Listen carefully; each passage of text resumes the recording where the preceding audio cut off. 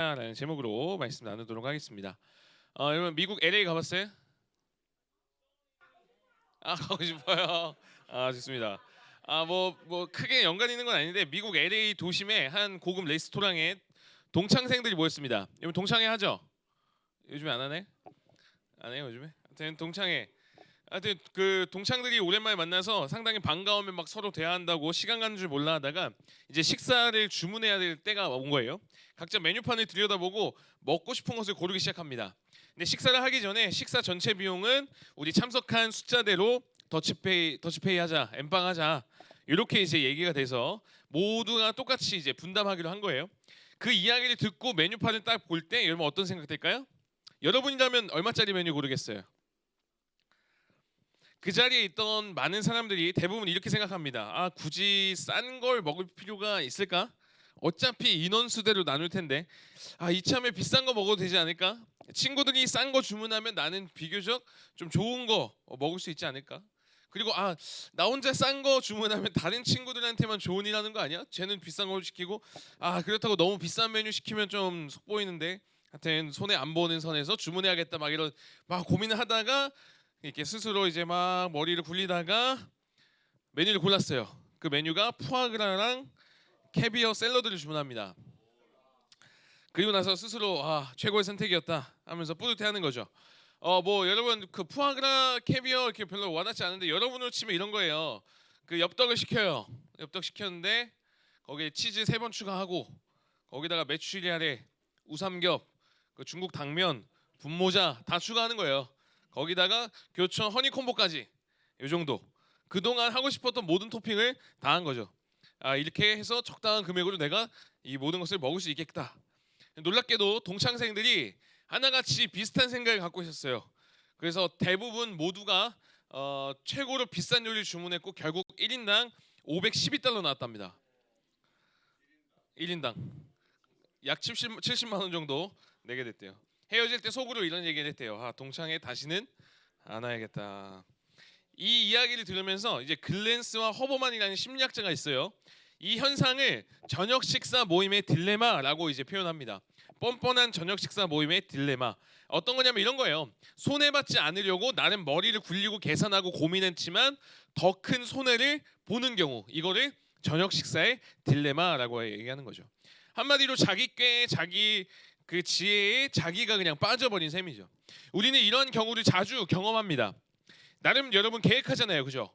그리고 여러분도 나름 머리를 써요. 머리를 굴리고 고민하면서 내 삶의 최고의 선택을 해 나가려고 합니다. 어떤 때는 이게 진짜 최고의 선택이었어 하면서 기뻐하지만 또 스스로 만족하지만 돌아보니까 이게 또 아니었던 경우가 있는 거죠. 우리는 이렇게 나름의 지혜, 세상 사람들이 말하는 지혜와 지식을 가지고 잘 살아가고 싶어 해요. 문제는 이 지혜와 지식이 우리의 생각처럼 우리의 원함처럼 잘 작동되지는 않는 거예요. 손해를 보기도 하고 오히려 더 망한 듯한 결과를 마주할 때가 있다는 거죠. 성경에 보면 실제로 이렇게 얘기합니다. 고린도전서 3장 19절인데요. 한번 같이 읽어볼게요. 시작. 이 세상 지혜는 하나님께 어리석은 것이니 기록된 바 하나님은 지혜 있는 자들로 하여금 자기 꾀에 빠지게 하시느니라 하였고. 자, 여기 보세요. 세상 지혜와 지식이 우리를 굉장히 잘 살아가게 하는 것처럼 우리가 느껴져서 그걸 따라가지만 성경은 얘기합니다. 그게 오히려 자기 꾀에 빠지게 한다. 그 완전하지 않다. 여러분 실제로 여러분 그렇게 여러분 머리 쓰고 세상 지혜로 뭔가 살아가려고 하다가 뒤통수 맞은 적 있지 않아요? 없네? 없으면 다행인데 없기를 바래요. 여튼 이 세상과는 우리가 다르게 살아가야 된다고 하는데 그리스도인이라면 우리는 그러면 어떻게 살아가야 되죠? 이 세상 지혜는 자꾸 자기께 넘어지게 하고 쓰러지게 하고 완전하지 않으면 여러분 이 세상의 지혜가 아니라면 이 세상 지혜와 다른 지혜를 우리는 따라가야 된다는 거예요. 성경에서는 실제로 그 지혜를 이야기하고 있습니다. 이 세상 땅에서 온 지혜가 아니라 위로부터 온 지혜, 하나님으로부터 온 지혜가 있다라고 얘기해요. 그 특징을 이렇게 얘기하는데요. 오늘 본문입니다. 야고보서 3장 다시 한번 볼게요. 자, 같이 읽습니다. 시작. 여러분의 마음속에 지독한 시기심과 경쟁심이 있으면 자랑하지 말고 진리를 거슬러 속이지 마십시오. 자, 계속이요. 이러한 지혜는 위에서 내려온 것이 아니라 땅에 속한 것이고 육신에 속한 것이고 악마에게 속한 것입니다. 이 시에 어떻다고요? 경쟁심이 있는 곳에는 혼란과 온갖 악한 행위가 있습니다. 이 세상 지혜에 어떻다고요? 뭐가 있다고요? 시기심과 경쟁심이 들어있다. 그 특징이 이래요. 이 땅에 있는 이 세상의 지혜의 특징은 뭐라고요? 시기심과 경쟁심이 담겨 있어요. 그래서 여러분 저녁 식사 모임의 딜레마 이야기 아까 했듯이 시기심 때문에 다른 이들과의 어떤 경쟁 때문에 나는 손해 보기 싫으니까 그러다가 다 같이 손해 보는 거죠. 여기서 말하는 경쟁심을 영어 성경에서는 이렇게 얘기합니다. selfish ambition. 우리말로 다시 옮겨보면 이기적인 생각, 이기적인 야망. 그러니까 이 세상의 지혜는 이런 거예요. 이기적인 생각이 들어있는 게 이 세상의 지혜라는 거죠. 여러분 이 세상의 지혜가 그렇다면 위로부터 온 지혜, 우리가 따라가야 될 하나님으로부터 온 지혜와 특징은 이와 반대가 되겠죠. 시기심과 경쟁심이 없는 거. 이기적인 생각, 그것이 이 세상과 다른 하나님의 지혜가 되기 위해서는 이기심의 생각이 없어야 되겠죠. 실제로 여러분 이 세상의 지혜는 뭘로부터 시작해요? 이기심으로부터 시작합니다. 이기적인 생각으로부터 출발해요. 다른 사람보다 내가 더 잘 먹고 잘 살려고 머리 쓰는 게 이 세상의 지혜입니다. 굉장히 이기적이에요. 이 세상의 지혜와 지식에는 이기적인 생각과 야망이 가득 차 있어요. 다른 사람 어떤지 상관없어요. 나만 잘 먹고 잘 살면 된다라고 얘기하는 게 이 세상의 이야기들이다라는 거죠. 다른 사람을 위해 움직이지 않습니다.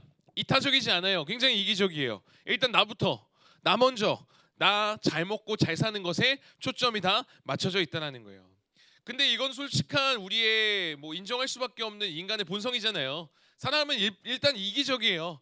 이기적인 생각이 있습니다. 드러나지 않을 뿐이지 우리에게도 그런 이기적인 마음들 다 있습니다. 이거를 또 사진으로 예를 들어서 얘기하는데 여러분 청소년 수련회 때 사진 굉장히 많이 공유되잖아요. 그죠?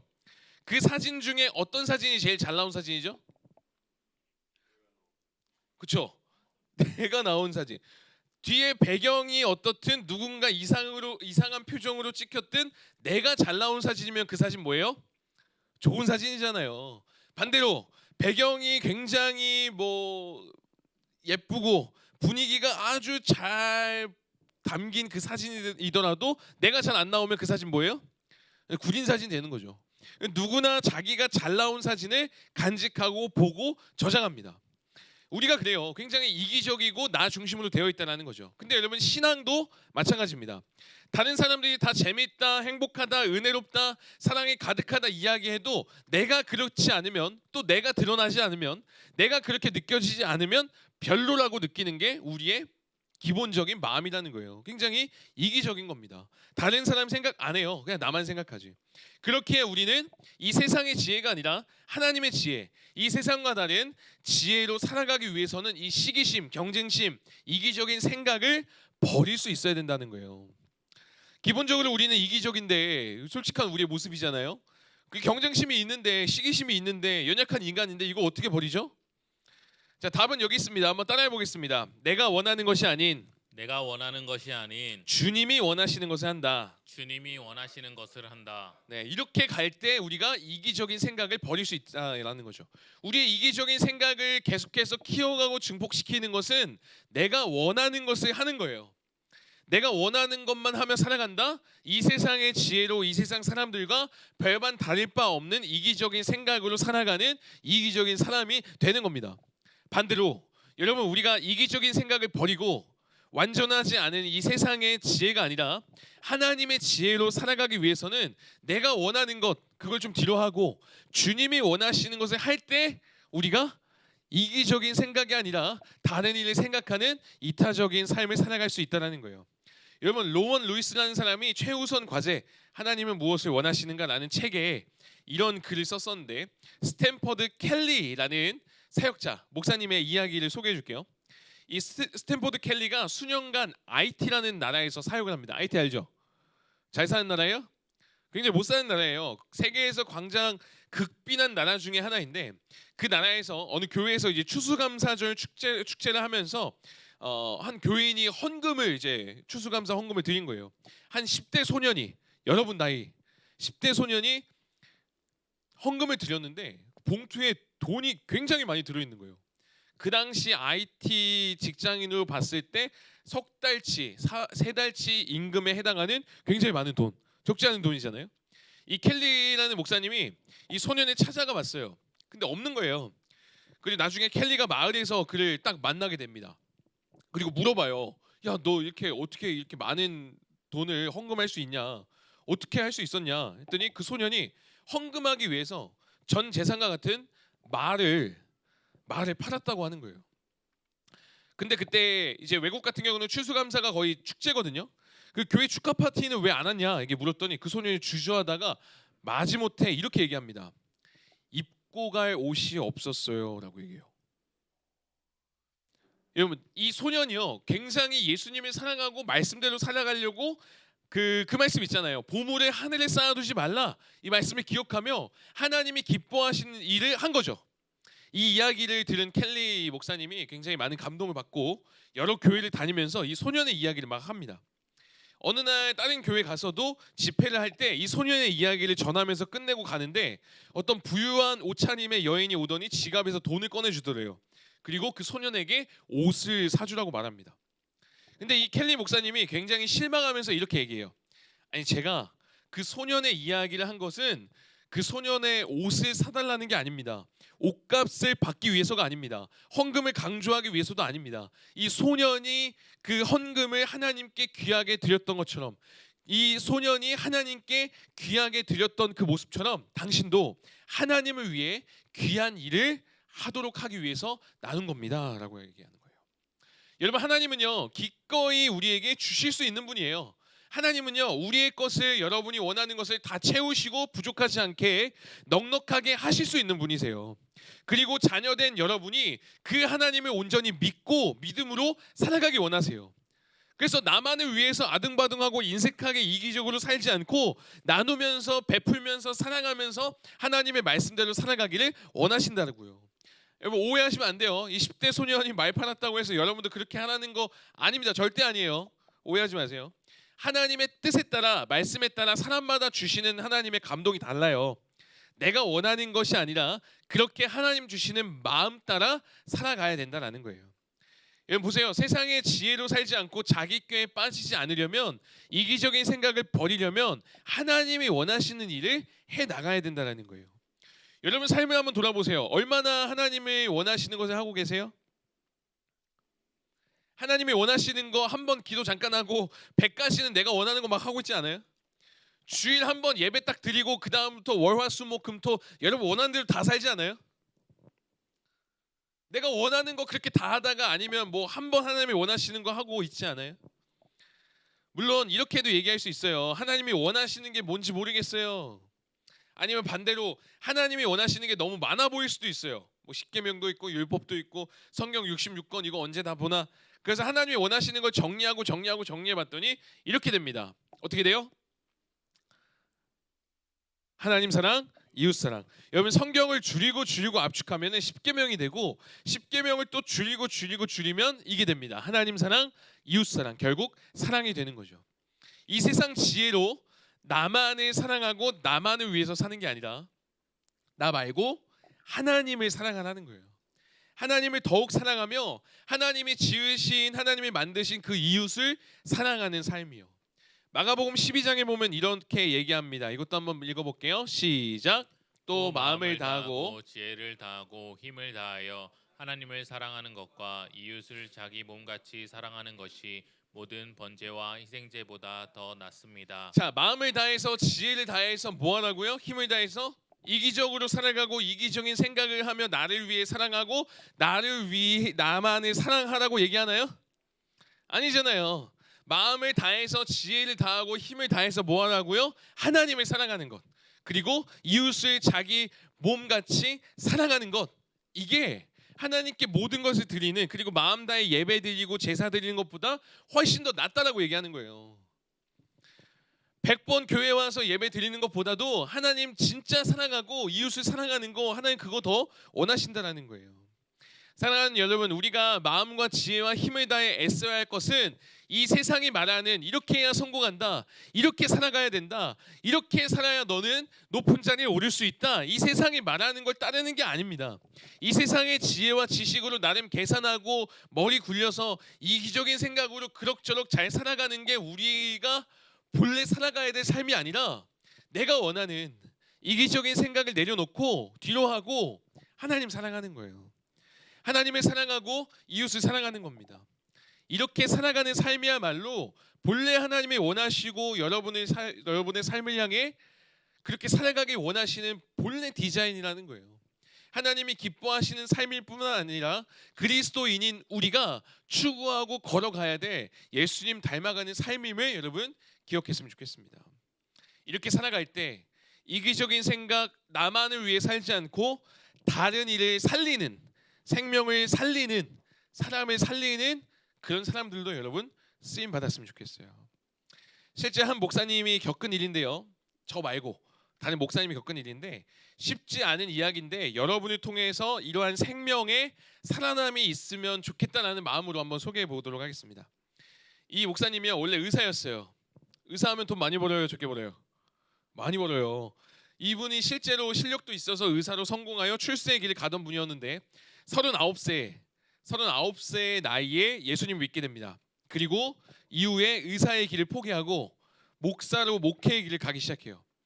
근데 이분이 처음 사역했던 사역지가 어디냐면 노숙자들, 범죄자들을 만나면서 그들을 돌보면서 거기서 교회를 시작합니다. 이후에 이분의 별명이 뭐였냐면 고아들의 아버지, 깡패들의 아버지, 목사님보다 두목님으로 더 많이 불렸던 이분인데, 이분이 사역하면서 만났던 한 자매가 있어요. 근데 사연이 굉장히 안타까워요. 이 자매가 어릴 때부터 의붓 아버지, 그러니까 엄마가 이제 이혼했다가 실제 친아빠는 다른 데 가시고 다른 남자와 재혼하면서 만나게 된 새아빠죠. 이 새아빠, 의붓 아버지, 그리고 의붓 오빠, 이 새아빠의 친아들인 거죠. 사실 이 자매한테는 남이죠. 거의 남인데 이 의붓 아버지랑 의붓 오빠한테 이 자매가 성폭행을 당해요. 중학교 3학년 때, 중3 때 군대에서 휴가 나온 의붓 오빠가 심지어는 성병을 옮기고 떠납니다.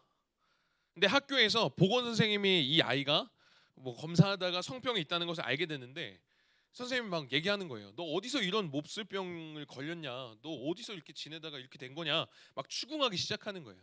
근데 이 아이가, 이 자매가 왜 그랬는지 그때 이렇게 얘기한 거예요. 목사님이 그랬다. 거짓말한 거죠.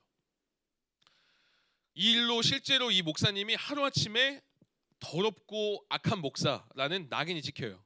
실제로 이 목사님이 굉장히 치욕스러운 삶을 살아가게 됩니다. 나중에는 이 자매랑 목사님이 만나게 돼요. 그리고 목사님이 물어봅니다. 왜 그렇게 얘기했는지 궁금한데 이유를 말해줄 수 있냐고 조심스럽게 질문해요. 근데 이 자매의 답이 이래요. 의붓 오빠가 그랬다고 사실대로 말할 수 있었는데 그러면 지금 자기가 외톨이 같은데 가족들을 포함한 여러 사람들이 자기를 안 그래도 사람 취급 안 하는데 진짜 버림받을 것 같아서, 그리고 학교도 못 다닐 것 같아서 그때 목사님이 생각나서 목사님이 그랬다라고 거짓말했다고 솔직하게 얘기한 거예요. 이 자매의 말을 듣고 이 목사님은 어떻게 했을까요? 이 목사님이 이렇게 얘기해요. 그래, 그러면 끝까지 내가 했다라고 그렇게 얘기해라. 학교는 다녀야 되잖아. 그러면서 이 자매를 오히려 위로하고 지지해 줍니다. 물론 다행히 나중에 모든 사실이 밝혀져요. 모든 사실이 밝혀져서 이 목사님이요, 뭐 다행히 뭐 이런 안타까운 뭐라고 하죠? 사실이 밝혀져서 다시 다 되긴 했지만 정말 적지 않은 오랜 시간 더러운 목사, 파렴치한 목사, 쓰레기 같은 목사, 낙인 찍혀서 온갖 수모 당했대요. 그럼에도 불구하고 이분이 그 수모와 아픔을 감내해냅니다. 그러면서 이 자매에게 한 가지를 알려주고 싶었대요. 뭘 알려주고 싶었냐면 이 세상에 많이는 없더라도 이 자매를 정말 아끼고 소중히 생각하는 사람이 있다라는 거, 이걸 알려주고 싶어서 그 아픔들을 감내내셨다라고 얘기하시더라고요. 여러분, 이 세상 지혜랑은 너무 다르지 않아요? 이 세상 지혜는 사실 어떻게 하는 게 이 세상 지혜예요? 거기서 발 빼야죠. 안 그래요? 걔가 어떻게 되든 거기서 발 빼는 게 이 세상의 지혜예요. 근데 지금 여기서 어때요? 이기적인 생각이 없어요. 이 세상 지혜와 달라요. 다른 이를 살리는 모습, 한 사람을 살려낸 겁니다. 여러분, 저는 저와 여러분이 이렇게 세상 지혜 쫓아가면서 여러분만을 위해서 살아가는 게 아니라 이렇게 한 사람, 이 한 사람 살려내며 생명력 있는 인생으로 여러분이 살아갔으면 좋겠어요. 지난주에 우리 청소년 중에 우리 그 장기자랑 달란트 잔치 한 친구 중에 한 명한테 이제 얘기를 했어요. 우리 명륜지사 가기로 했잖아요. 그래서 가기로 해서 이제 얘기를 했는데 그 청소년이 한 친구 중에 한 명이 이렇게 저한테 얘기해요. 아, 명륜 진짜 비싼데 목사님 제가 나중에 어른 돼서 꼭 밥 사드릴게요. 이렇게 얘기한 거예요. 마음이 너무 예쁘고 기특하잖아요. 물론 제가 지금 청소년 사역을 굉장히 오래 해갖고 서울에서부터 지금까지 이렇게 얘기하는 친구 진짜 많이 봤거든요. 그 서울에 있을 때는 그런 친구도 있었어요. 목사님 제가 나중에 뭐 교회 11조 10억씩 할게요. 제가 최고의 사육사가 되어서 사자 한 마리 드릴게요. 뭐 청소년 센터 세워드릴게요. 늘 곁에서 든든한 후원자가 될게요. 이렇게 얘기하는 사람 진짜 많았어요. 지금 어딘지 몰라요. 어딘지 몰라요. 물론 이 친구는 밥 한 끼니까 그래서 제가 냉큼 막 캡처하고 저장해서 꼭 받아 먹어야지 이러지 않고 제가 이런 얘기 해줬어요. 누구야 하나님께 받은 사랑을 그냥 조금씩 우리 아이들에게 그리고 우리 친구에게 흘려보낼 뿐이다. 우리 친구도 다른 누군가에게 하나님의 사랑으로 섬기는 사람 되면 그걸로 충분하다. 어른 되어서도 예수님 잘 믿고 우리 믿음 안에서 잘 자라가자. 그랬더니 이 친구가 이제 뭐 당연하다고 죽을 때까지 교회 다닐 거라고 얘기하긴 했는데 진짜 그랬으면 좋겠고 저는 이 친구뿐만 아니라 우리 모두가 나중에 어디 있는지 모르는 친구가 되지 않았으면 좋겠고요. 시간이 지나서도 여러분이 한 사람 한 사람을 섬기면서 살려가는 생명력 있는 소중한 삶이 되었으면 좋겠어요. 정말 진심으로. 그래서 저나 우리 선생님들이 이 세상 지혜로 이기적인 생각을 하면서 살아가려고 하면 여러분이 우리 친구들이 얘기해 주는 거예요. 아, 목사님 제대로 사셔야죠. 아, 목사님 믿음으로 사셔야죠. 아, 목사님 하나님의 지혜로 한 생명 위해 사셔야죠. 저는 이렇게 얘기해 줄 수 있는 여러분 됐으면 좋겠어요. 그래서 우리 모두가 그렇게 살아간다면 진짜로 그렇게 살아간다면 여러분 이 세상 적어도 우리가 있는 곳은 좀 아름답게 변하지 않겠어요? 이 세상 정말 살아가기 힘들다라고 말하는 뉴스만 틀어도 정말 안타까운 사연이 많이 나오는 이 시대 속에 우리가 정말 이렇게 세상의 지혜가 아니라 하나님의 지혜로 생명을 살리는 그 삶을 살아간다면 우리가 있는 곳만큼은 정말 세상 살만해지지 않겠어요?